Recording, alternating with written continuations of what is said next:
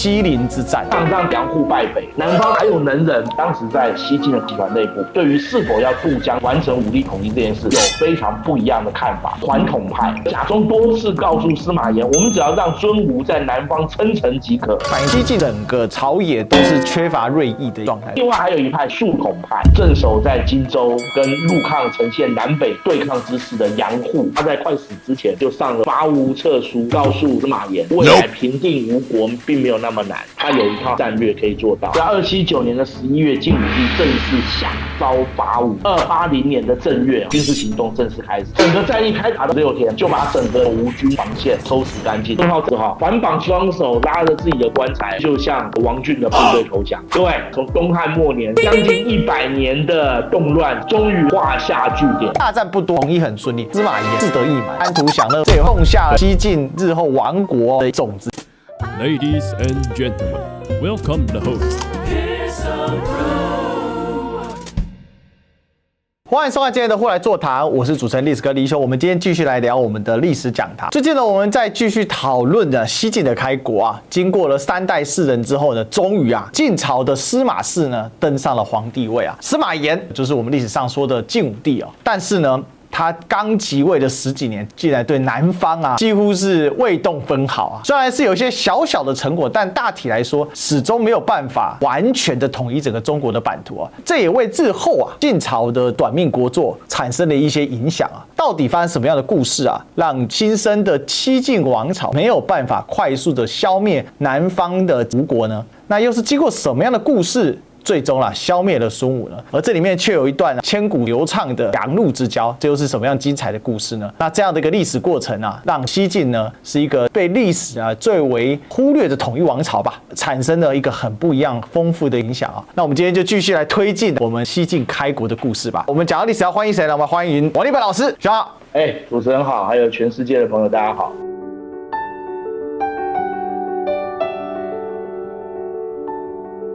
像我们最近花了很多时间在讲晋朝的开国3代4人终于到了司马炎啦。司马炎初期也是搞宽容政治我们上一讲聊了很多，可是最大的问题还是在于天下中国要统一何时统一呢？看起来还是有很大的问题哦。这个统一又有什么样的意涵呢？是不是可以跟我们解释一下到底问题在哪里？还有从大历史的脉络来看西晋的统一有什么历史上的一个韵味呢？各位可以算一下，天下从黄巾之乱之后到这个时候已经差不多快要100年，这也算是一个长时间的大分裂。其实到了司马炎上台的时候，基本上就已经看到统一的曙光，因为他的父亲已经解决了蜀汉帝国，早在他的祖父时代就已经在淮南这边取得重大的胜利。所以对司马炎来讲，就是你如何渡江，把南方最后一个建安的东吴政权结束，把它结束之后，就可以算是完成了他们3代4人所要完成的统一全中国这样一个漫长的任务。那我们先讲西晋灭吴这件事情，因为我们知道西晋这个王朝人气太差，大家一讲到司马晋就是猛摇头，对不对啊？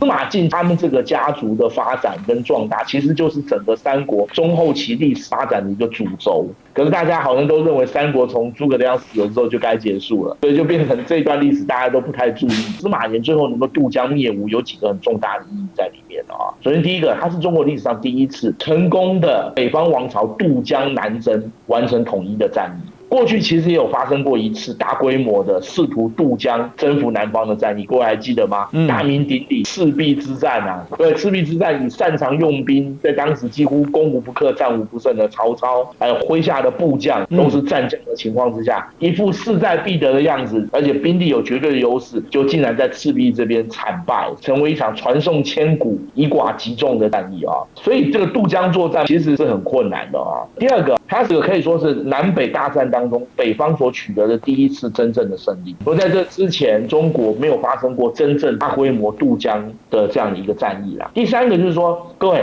北方为什么会战败？我们要了解一件事因为北方像华北那种大陆性简单讲北方的气候相对稳定的多。可是到了长江流域就不是这样啦，长江流域有地形风、地形雨，对不对？所以这场战役最后司马炎的北军能够获得胜利，给了后世非常重要的一些启示后来他的这个用兵的模式也成为后来历代北方的王朝要统一南方很重要的一个用兵的一个经验跟教训。对我们整个大的历史脉络来讲，讲，东汉以来100年来的乱局到了这边结束，差不多100年的时间。但是对西晋王朝来讲，天下已经分裂100年，而且你想想看，从东汉末年开始，整个南方跟北方基本上就处在一个对立的状态。当时南方的方言不同，意识形态不同，地域情节又非常的强大，所以西晋的统一实际上对当时整个中国的状况来说，其实只是消灭了南方的政权，但是还远远没有达到收拢南方的人心。这就对西晋来讲，为统一之后服下整个国家引燃分裂的危机。但是无论如何，西晋能够灭吴统一，还是在历史上有很重大的意义。我想这里有一个示范效应啊，就是说对当时的时人来讲了哈，原本分裂已经快要变成中国的常态了。可是短暂的统一，尤其给北方中原的王朝一个概念，就是我是能够渡过长江，消灭南方政权哦。天堑不是不能克服的啦。对，因为刚才学长提到一个说这是第一次的渡江哈，大家就说哎不对啊，汉秦不是也都有渡江嘛？我想那个还是有一个很不一样的，因为这是第一次南方跟北方有比较相对完整的政权或割据的势力呢在对峙哦。秦汉的时候相对来说它是属于征服的形式，而不是在中国内部的对战。因为中国的统治啊，其实秦朝的时候对于南部的统治基本上象征意义居多啦，机密为主啦。到了西汉之后才逐步有开发嘛，但是还是有限的。可是呢，我们都说为什么东吴在历史上很重要？因为它是6朝之首啊，就是大规模的开始开发长江的南岸，把过去从战国楚国以来啊，整个南方是地广人稀的状况呢，得到了一定程度的改变。那人口的密度也是蹭蹭在上的。没有讲，你可能不相信哦。事实上，在上古时期哦，四川盆地的人口密度哦，是比长江中下游来的更好。这个就跟大家解释一下啊，整个的地理环境的不一样了哈。不过要结束这个100年的动荡哦，它必须要很多的准备啊。西晋王朝的内部更是有很多的问题啊。首先呢，它准备跟主力啊，第一个是在司马炎上位之后，他花了很长的时间搞宽容政治，稳定内部的政情，把3个还在的皇帝都给封一封，该封的家族理一理，有功的就是封赏。比如说呢，篡位第一功臣，当年刺死曹髦的贾充啊，他决定要大大的封赏。贾充这时候位极人臣啊，一人之下万人之上啊。另外就是要把新入的属地，他必须要把人心做一些招安的动作啊。那这个是就事实层面来说，但事实上真正拖慢统一的，反而是来自于整个统治集团内部的意见分歧哦，学长。对，没错。其实时代会带给人类惰性啊。各位，南北分裂已经快100年了，大家都认为分裂似乎已经是一个理所当然，而且过去赤壁之战摆在眼前，所以基于种种原因，当时在西晋的统治集团内部，对于是否要渡江完成武力统一这件事，是有非常不一样的看法。比如说，当时有所谓的缓统派，缓统派其实并不代表他们反对统一，实际上他们是认为说统一这件事情没有那么样的急需，那么样的必要。其中一个代表人物就是刚刚前面讲到的贾充。其实贾充是一个很有趣的人，贾充对司马家的大业其实是有很大的功劳的，但贾充这个人，他有的时候又会展现出他非常自私保守的一面。贾充当时就好几次告诉司马炎，不应该对南方进行武力冒险，有几个重要的原因。首先，第一个，他认为说赤壁之战的历史教训，赤壁之战摆明了北方的军力那么强，打输了，而且当时南方的力量还没有现在那么强大。那如果曹操都做不到，那我们怎么可能做得到？第二个就是说，渡江作战的难度的确太高。各位，渡江作战你必须要克服一件事，就是你要有强大的水军。北方人不擅长水战，这已经是定论了，而且你还要伐木造船，这是非常耗费人力物力的事情。而且我们知道长江是东西流向，对，你从北岸往南边开如果你那个流速没有算好，就有可能会造成整个登陆的点都会发生很大的偏差。而且你上岸之后，你的部队要整队啊，那整队就要花很多时间，对不对？所以你要到南岸去作战，没有那么容易第三个当然就是贾充这种人，他们自私的一种考量啦。贾充认为说，他们这个时候已经是位极人臣了，如果发动南北大战，一旦战败，不但刚建立的西晋王朝可能因此动摇，如果战败就一定要有人负责嘛，是不是？那最有可能负责就是贾充这些士族的领导班子，对他来讲，他已经位极人臣，又是皇亲国戚。我们知道后来他的女儿嫁给了司马炎的傻儿子司马衷嘛，所以对他来讲，统一真的没有那么必要。另外还有一点，贾充多次告诉司马炎，我们只要让孙吴在南方称臣即可。因为过去有案例的孙权曾经向曹丕称臣，自称吴王，所以贾充认为说，只要把孙吴政权压制下去，让他愿意称臣，其实就够了，暂时不需要对长江南岸进行武力冒险。这是贾充的看法，其实也不无道理啊。坦白讲，因为一旦失败的话，的确会付出很大的政治跟军事代价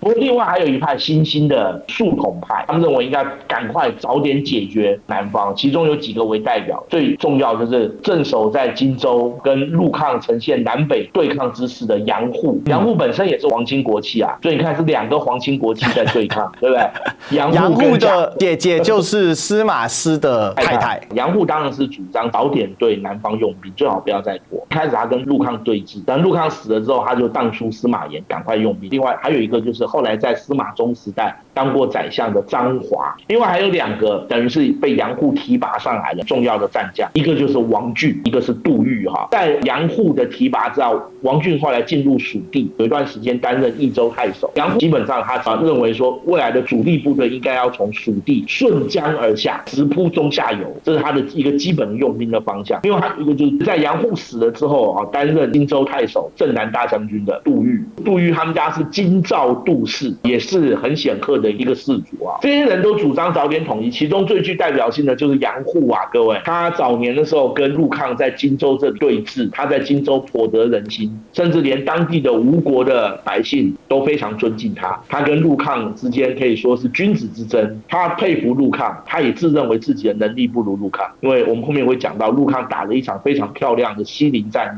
役，杨户等于是亲眼看到陆抗用兵的能力，所以杨户等于是长期经营荆北一带，而且招揽百姓进入到西晋的统治范围之内，逐渐的厚植这一带的实力。过了几年，杨户年纪也大，后来他就去世，他在快死之前就写了一篇非常有名的文章啊，上给当时的司马炎，历史上称这篇文章叫请伐吴书。关于这篇请伐吴书哦，我们来读一下好了，这里面其实融合满了杨户的所有的战略思想，因为杨户知道自己啊即将不久于人世啊，所以他一定要把他的话给说完了。但无奈当时呢贾充势力太大，其实这也反映出一个问题，就是西晋整个的朝野都是这种暮气沉沉啊，缺乏锐意的一个状态。好，我们来看这一篇哦，先帝顺天应时啊，西平巴蜀，南河无会，海内得以休息啊，赵素有乐安之心，吴复备以信，使边事更兴啊，代表说吴国这时候常常在搞骚扰。再来，这里是重点，跟大家讲。蜀平之时，天下皆为吴当并亡，什么意思？他们当时就有统一天下之心哦。平定之期呢，复在今日，今天就该干了。蜀之为国啊，非不贤也。今江淮之难，不过剑阁啊。如果说你今天这个江淮的天险呢，有比这个蜀国的剑阁啊还困难吗？孙浩之暴，奢于流产，无人之困啊，胜于巴蜀。所以呢，今不于此平吴啊，而更主兵相守。就说如果现在呢不赶快把吴国给平定啊，那将来如果人家用兵相守啊，那就更麻烦了。今力盛衰，不可长久啊！宜当时定，以一四海。这句话就很重要，展现出了统一的思想。所以这也是为什么杨户啊，跟他所提拔的几个将领大臣，不见容于当个时事啊！哇，这人神经病啊！好日子不过，不要打这一仗不可，太奇怪了。但你也可以看到，他有士大夫当为天下为己任啊。那今若引梁益之兵，水陆俱下，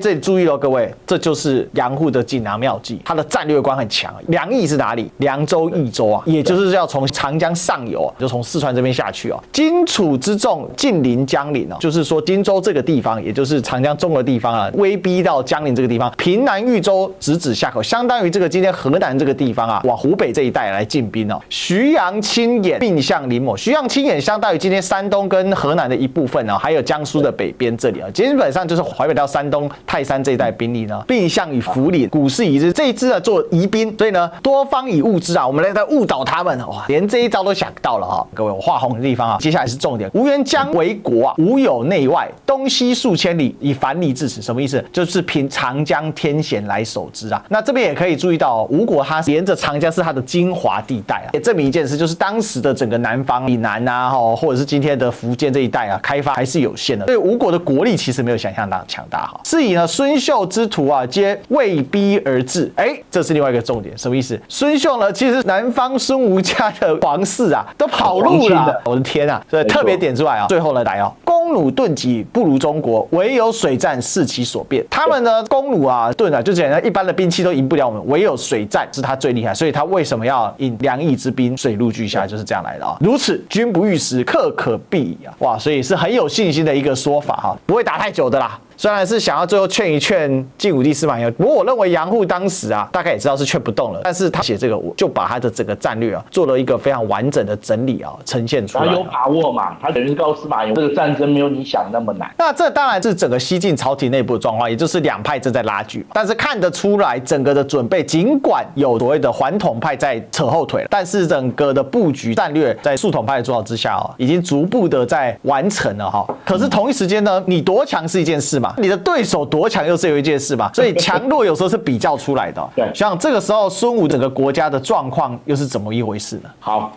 你强并不代表别人不行，对不对啊？所以中国历史上常常是这样，这种统一就有一个很重要的现象，必须要一治一乱。才有可能做到嘛。我们就要看当时他的对手南方的孙吴帝国到底是怎么回事哦。你知道孙吴帝国之前出现了一对兄弟孙峻、孙正，在他们的努力的捣乱之下，让孙吴帝国差点完蛋，对不对？简单说就是当时经过这10几年、将近20年的乱局，对东吴帝国来讲可以说是元气大伤了。后来到了丁奉还有濮阳兴这些人，他们拥立了当时孙权的第5个儿子，历史上称作叫孙休，就历史上的吴景帝，才让整个朝局逐渐又上轨道。基本上孙休的政策大概有2个，第一个就是他重新建立了孙氏皇族跟南方4大家族之间的合作关系。简单讲，孙吴政权的骨干是南方氏族，尤其是4大家族。可是4大家族的存在当然会伤害孙吴政权的君主权力嘛，所以如何在这之间取到一个平衡就非常重要。那孙休即位之后，他开始任用南方的氏族在重要的位置，简单讲就是在权力上取得妥协。前面我们讲过，孙吴政权经过淮南的打败，所以他认为很重要一点就4个字：休养生息。另外还有在文化史上非常重要，据说孙休他是一个书生的性格，所以在他的主导之下，孙休就在南京建立了南京的太学。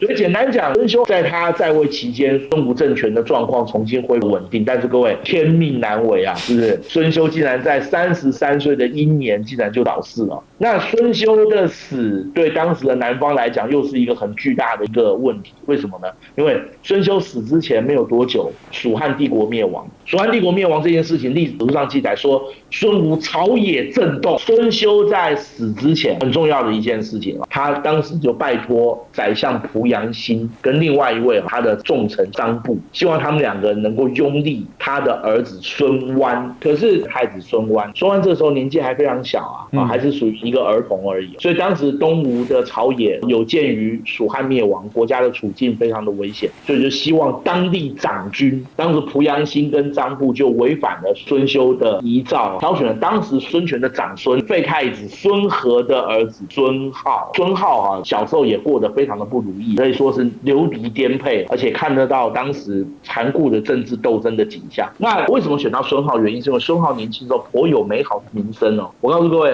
孙皓年轻的时候可以说是文武双全。孙皓的武功强到什么地步？据说他可以与猛虎搏斗啊，而且据说他记忆力非常好，读书过目不忘，出口成章，甚至当时有人说他有伯服之风啊，所以大家对他开始抱的期望非常高。所以孙皓就在濮阳兴跟张布的主导下粉墨登场，人生大逆转了。我认为当时4大家族也不反对由他即位，但是各位，他刚刚即位的时候也做了一些好事，展现出一副谦恭好学的样子。但是没有多久之后，他跟孙休所留下的班底就发生很大的冲突。这个相关研究很多，我们这边只要知道一点就好。根本原因是在于孙皓希望能够满足他个人的独裁权利，后面也展现出他有非常暴躁的脾气。很重要的原因是因为他希望能够掌控整个官僚集团跟整个孙吴的朝政。各位，这很难做到。当时4大家族当中声望最高、能力最强的就是陆家。陆家有2个人很重要，一文一武。文就是陆凯，武就是镇守在荆州的陆抗，这2个人都有相当高的声望。所以孙皓跟陆家可以说是既合作又斗争，减损了东吴的国力。各位，这是一个非常大的结构性的弱点，而且也是孙吴帝国很多年以来始终没有能够克服的很重要的问题。孙皓往后这10几年时间，大部分都在杀人贬官的过程当中度过，甚至连陆家他都不手软。你就可以知道孙皓当时急于取得权力已经到了怎么样的一个地步哈。当然，如果我们再看比较长一点的背景，就是孙家本身的家族地位并不高嘛。虽然他也是南方人，但他等于是从北方下来，所以他们在南方的社会里面本来并没有那么高的一个声望，这也是造成孙家长期以来跟南方氏族之间关系紧张很重要的一个原因啊。我就这边补充几个点啊，一个是孙家本身也有出现一个人才断层的问题啊。孙家是多子多孙家族啊，可是问题就出不了什么好才。这个是大问题。你看孙俊、孙生用了自己的宗亲来辅政，结果这个宗亲是在乱政啊，不是在辅政啊。另外一个是东吴有一个很特殊的状况，整个孙吴政权哦，它沿江就出了非常多啊，他们就叫什么什么都，这个都代表一件事，它有军队有军权，但也很有趣的是，这一些部队都是私兵，这就造成东吴的政权长期出现一个问题，就是皇帝除了亲军之外，其他的士兵要看将领眼色。那将领问题是自大家之间互相通婚，所以他们形成一个相对稳固的关系哦。这也造成整个东吴皇族孙家那种不安全感很重。那孙皓又因为他早年的经历，不安全感又更重，所以造成他长期都在跟自大家族斗争个不停啊。所以这就形成这个孙吴政权很混乱状况。这个跟我们之前介绍蜀汉是不是天壤之别啊？这很有意思啊。所以这个情况就形成北方开始有动作了嘛。杨户看出来主战派已经按耐不住了，现在南方孙吴这么的弱，那你要怎么办呢？但应对这个问题呢，孙皓也不是坐以待毙，他在国防上面提出了一个很激进的主张啊，开始猛攻啊。学长，这发生了什么事呢？好，孙皓他对整个帝国的前途有他自己的看法。其实坦白讲，孙皓或许也不是没有能力的人。孙皓认为说，面对日渐强大的西晋政权，东吴该做的事情不是坐以待毙，他认为坐以待毙防守，迟早有一天还是会守不住，不如趁北方还没有准备好，发动对南方的总攻击之前，我们南方孙吴帝国提前发动攻势。所以孙皓即位之后，子家对他的评价是4个字：穷兵黩武。他以小国之姿，在他在位的10几年的时间里面，不断的对北方发动主动的攻击。但是我们晓得一件事，经过淮南战役之后，东吴的陆军实际上已经有相当大的损失了，所以这时候东吴想要发动攻击是很难。所以孙皓每次发动攻击，4大家族都反对，尤其是陆家，他们是采取比较保守的国防政策，孰是孰错很难讲，这是第一个。但是到了孙皓他的晚期之后，还是有一件事情对吴国来讲是很伤的，就是他在前方对西晋发动攻击，他的后院竟然失火了啊，交趾竟然发生了叛乱，甚至于叛乱的势力竟然直接向北方称臣，他们希望能够直接受到西晋的统治啊。这件事情让孙皓反而是一个头2个大啊，他只好把他在前线作战的部队调回来，对岭南地区发动非常大规模的武力镇压。最后经过好几年的作战，终于把岭南的叛乱全部都镇压下来了啊。镇压下来之后，发现主动进攻没用嘛，他才重新又恢复到守势的状态，任命陆抗担任荆州大都督，镇守在江陵、西陵这一线，这样子才算是把东吴的国防线啊得到一个相当的稳定。是哦，这里就引出了我们一直反复提到的陆抗啊。其实三国后期并无对峙哦，基本上就是陆抗跟他的老对头啊杨户啊，颇有当年诸葛丞相对抗司马仲达之风啊。陆抗他是陆逊的幼子啊，他很早就继承了他爸爸的爵位还有部曲，他很年轻就非常杰出，早年也参加过不少战役啊。那时间当然很快了啊，陆抗镇守在荆州时间也很长啊，那就遇到西陵之战，这一场战争呢，直接帮吴国又续命了好几年啊。学长，好的，西陵战役完全可以看出陆抗的军事才华了。我们刚前面讲到了孙皓的中晚期之后，就有大量的南方吴国的军民向北方投降嘛，因为你孙皓只要一喝醉酒就杀人，而且脾气非常的不好，动辄暴怒之下就杀人，所以造成整个东吴帝国离心离德。当时东吴帝国一个很重要的将领叫做步才，他们家也世代为将，甚至在中央政府也担任到尚书这样的位置。当时驻守在西陵城的步才就决定举家带着他的部下向北方的西晋投降，到这种地步。当时的晋朝得到消息之后，也立刻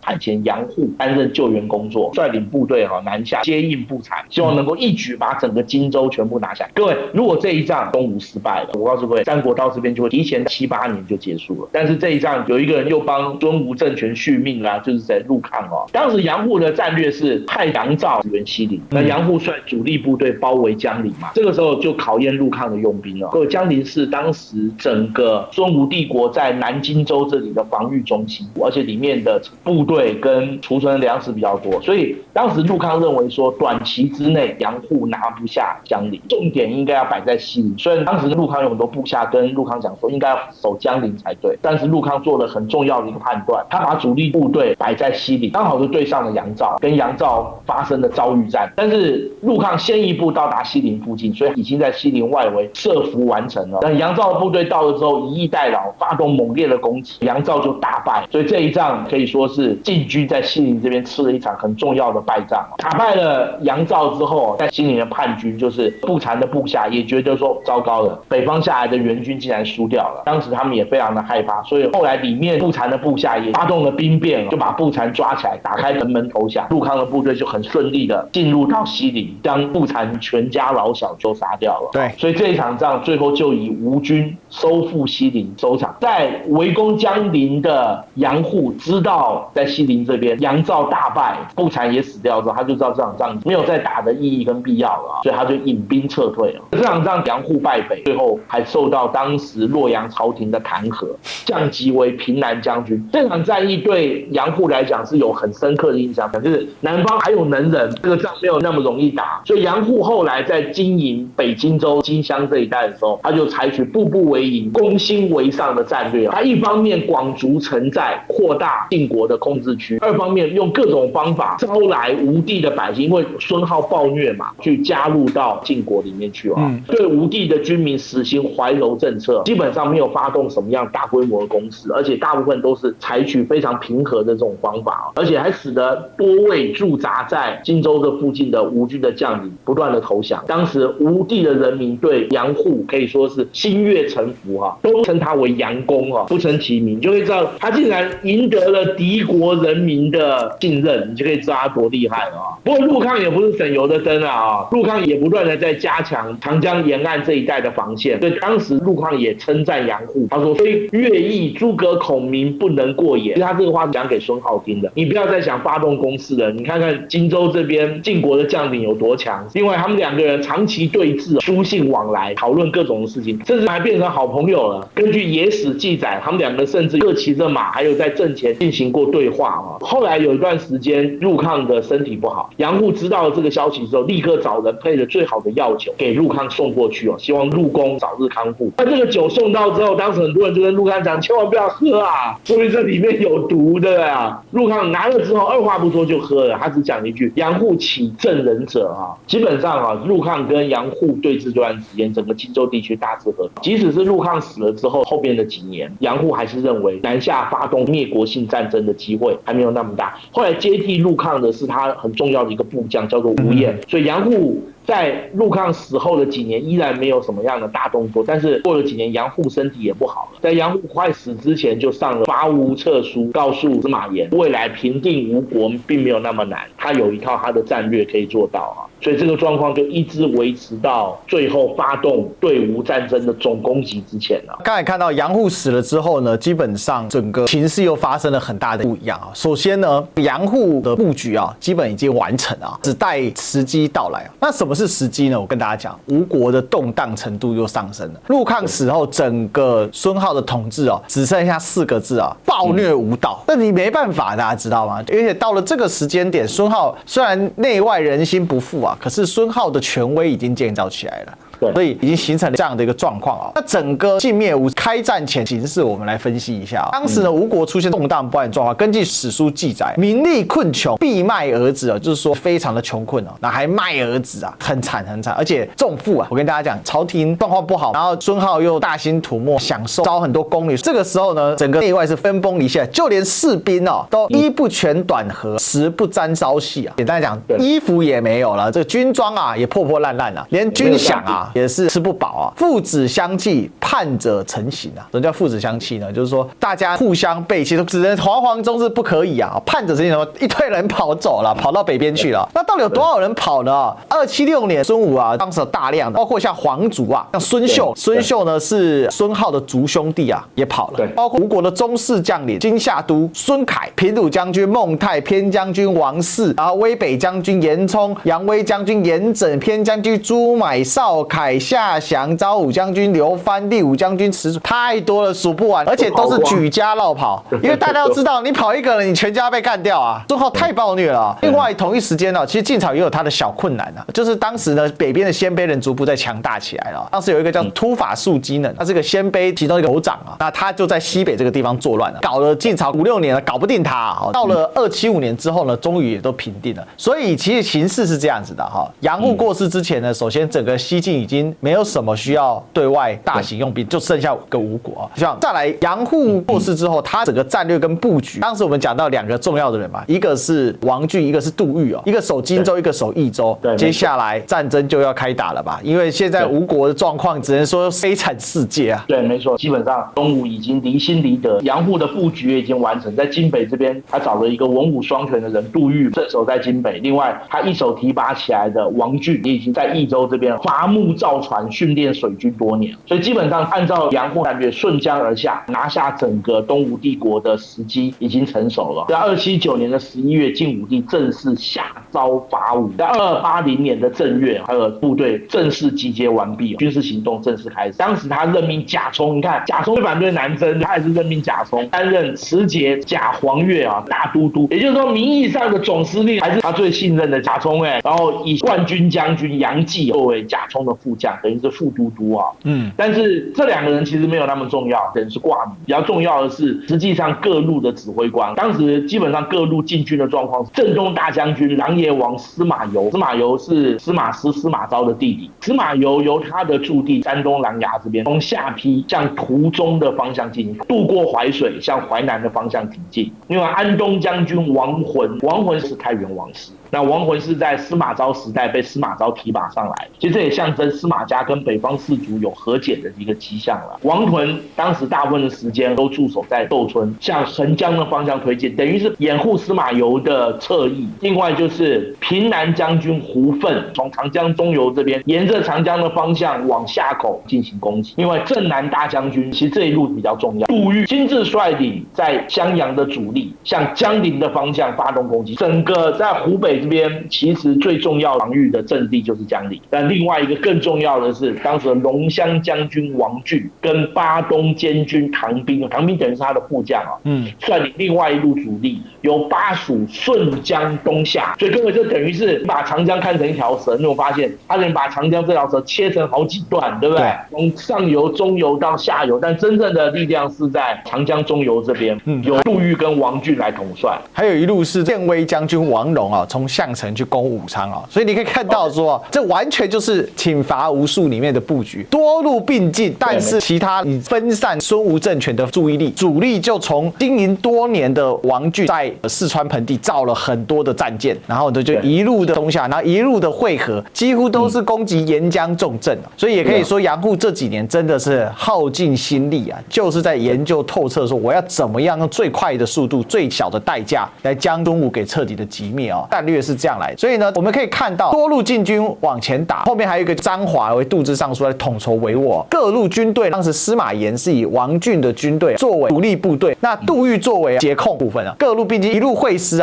往建业的方向奔去那这里面有什么样重大的战役呢？学长，其实基本上大概分成3个战场，第一个战场当然就是荆州战场，所以你想想看，王浚的部队从巴蜀进来之后会先到荆州，是不是？然后杜预的部队从荆襄南下也会到荆州，所以等于是2路主力要会攻荆州长江沿岸吴军的主力。王浚跟唐兵的部队顺江而下的时候，就碰到了当时吴军的主力。当时吴军主力由吴彦所率领，镇守在建平城。据说打了几天，吴彦顽强抵抗，打不下来。王浚用少量的部队牵制吴彦，但他的主力还是快速的从长江上面水陆并进向下抵进，成功的破坏了吴彦在长江沿岸还有江心中间所树立的铁索阵。到了2月初8的时候，已经攻克了江里沿岸，跟杜预的部队会师。然后胡奋跟王戎的部队从江夏出发，很轻松就拿下了夏口。夏口这边镇守的吴国的将领纷纷投降攻下了夏口之后，又轻易的拿下武昌。各位，武昌蛮重要，武昌等于是孙吴帝国的陪都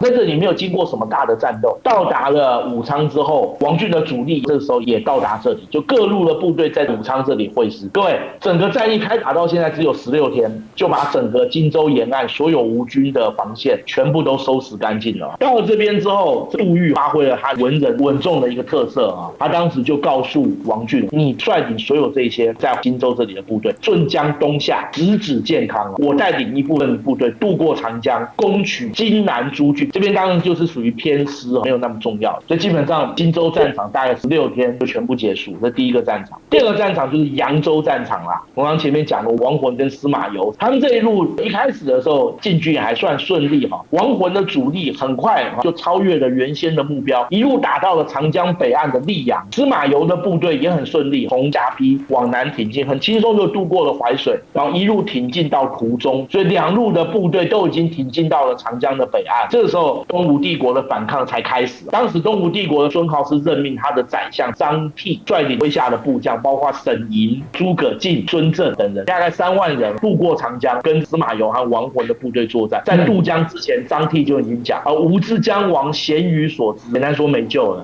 但是我们还是要佩服张替，张替还是带着主力部队对晋军发动猛烈的作战，一开始还取得了一次胜利。我认为大概是王浑跟司马攸没有想到东吴还有一支部队有作战的士气啊，发动猛烈的攻击，一举就把王浑的前锋将领张乔给击败，并且活捉了张乔。王浑等于是被打了一记闷棍，立刻就回过神来，统整部队，直接向张替发动猛烈的攻击。双方主力就在板桥这个地方发生了决战。这场战役大概打了几天了，战况也非常的惨烈哈。宰相张替据说在被活捉之后拒绝投降，非常的壮烈，最后被斩首。另外，孙震跟沈寅纷纷在阵前战死，他们3个人人头被砍下之后，直接传到洛阳去报功。板桥战役，东吴的最后主力3万人就在这边全军覆没了。这等于是最后的决战啊！吴军溃散之后，孙皓得到消息，还想要做最后的挣扎，当时还立刻从城内又想办法搜刮了1万部队出来，交给他的一个亲信的将领张相，带着1万人出城去作战。但是一出城，马上就向王浑的部队投降。还有一个人叫陶峻，带着部队到了前线之后也没有打，直接就向晋军投降了。对，这2个人投降之后，就代表整个涿陵城内已经没有部队了。王浑跟司马攸的部队就进抵建康城下。这时候对王浑跟司马攸来讲，就有一个选择，要不然就直接攻城，把这一切结束；要不然就是等王峻这些人会从长江中游这边顺江赶到。王浑非常的谨慎，很有政治伦理，他认为说先不要急着打，只列兵在城外没有动啊。孙皓这时候就开始耍小聪明，这孙皓这个人别的长处没有，一肚子小聪明。他这时候提前向王浑跟司马攸投降，故意把他的印鉴、玉玺等等分送给司马攸跟王浑，而且还对外宣称留了一些东西，等到王峻来要给王峻。想分化这3个人，我觉得孙皓可能有听说当年灭蜀的时候，钟会跟邓艾不和嘛，他想重演当年钟会、邓艾在蜀地的那一幕哦。不过这几个人都没有像钟会一样有那么大的野心啦，而且你别忘记还有一个司马家的王族司马攸压阵那就更不可能了哦，所以根本就没有理会他。过了4天，王峻跟唐兵的部队到达之后，孙皓一开始的时候是向王峻跟唐兵讲说他愿意投降，但王峻跟唐兵根本就不理他，也不等他，直接从长江北岸渡江，就向建业发动攻击。孙皓站在城楼上面，看到晋军各路的部队会师，所以他就认为已经没有希望了。孙皓只好反绑双手，拉着自己的棺材，直接就向王峻的部队投降。各位，从东汉末年将近100年的动乱，终于在孙皓率部出降这一刻宣告画下句点。我们可以说，三国时代到这个时候就算是正式结束了。是哦，我想孙皓投降之后，当然他还有一段奇遇啦。那这个奇遇到底是什么呢？我们后面再说啊。这边倒是先帮大家整理几个点哦。首先第一个，就像刚才所说的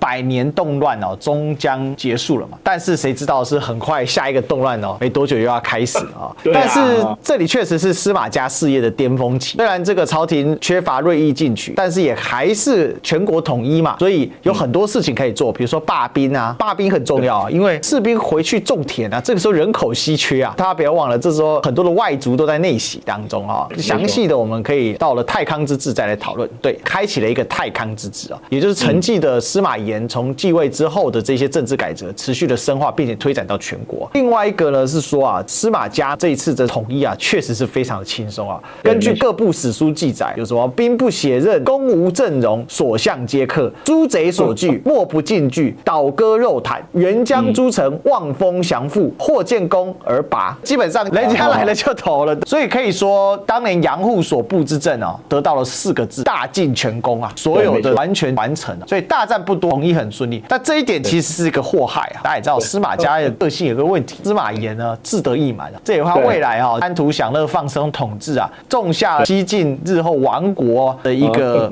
种子。不过这边也还是有呈现一个状况，南北对战的时候，如果北方的军力掌握到优势的时候，他其实南下作战是可以很轻松的啊。可是呢，如果北方一旦失败，那天下就会大分裂啊。这一点呢，就是对照赤壁之战跟灭吴之战，你就可以得到了。整体来说，南伐确实是巨大的赌注，但这个赌注的得他收获会非常的丰硕哦。日后大家如果看到隋文帝取天下，我们大任诗人系列已经讲过，大家可以去复习一下。前秦苻坚打东晋失败，北方就分崩离析了。但是相对来说啊，隋灭陈之战却是打得异常的轻松，所以我们可以说这一段时间这个历史意义啦。那整个西晋王朝的统一虽迟但到，司马懿不知道当年有没有畅想着华夏大地啊，曹操都做不到的事情，我司马懿的子孙完成，我一代人不行，我搞3代总行吧，非常的有意思啊。所以司马炎你还是可以说他了，他说就晋武帝这个封号到底实不实际哦？我觉得还是实际的，对，但是功业没办法长久啊，也还是跟司马家整个有点畸形的门阀政治有很大的关系的时代的问题啦。那到底灭吴之后，整个西晋的政治又走向了什么样的一个发展？为什么会有所谓太康之治？还有呢，孙皓这么暴虐，最终到底是什么样的下场啊？我们下一讲再来分享了哈。好吧，那我们今天聊到这里啊，最后还是要记得啊，加入我们的会员。我们现在会员呢有超级完整版的，我们今天呢实际录的时间呢非常非常的长啊，可能超过100分钟啊。今天还有上天的警告，对啊，遇到大地震啊，到底发生什么事情呢？请移驾到我们会员的专属花絮或者完整版啊，你可以看得到。另外呢，还是请大家记得按赞、订阅、分享，并且打开小铃铛，也欢迎大家呢要赶快订阅起来啊！30万订阅募集中，欢迎大家可以超级留言、超级感谢给我更多的粮草啊！也欢迎透过了线下的赞助，绿界、PayPal、微信、支付宝、邮局有更多粮草，我们可以做得更好啊！那我们大人诗人系列司马家开国啊，还有一点故事要讲啊，那我们就要期待下一期再相见了。我们今天再次谢谢学长，好，谢谢学弟，谢谢大家。那下一期再相见喽，拜拜。拜拜。